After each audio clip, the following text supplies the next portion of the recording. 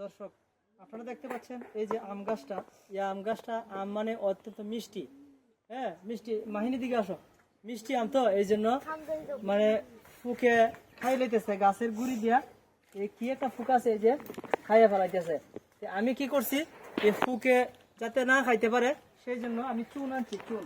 এখন চুন দিব, গাছটা চুলাইছি, চুন দিব। মাহেন তুমি এই ব্যাপারে একটা কথা বলো।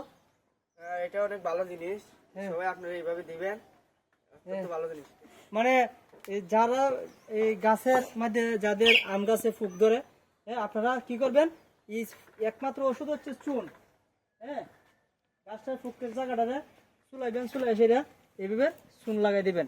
আর পিছনে আর পিছনে পিছনে, হ্যাঁ চুন লাগাই দিবেন। চুন এইরকম চুন লাগাই দিবেন।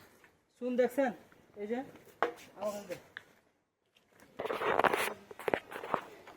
এই যে চুন।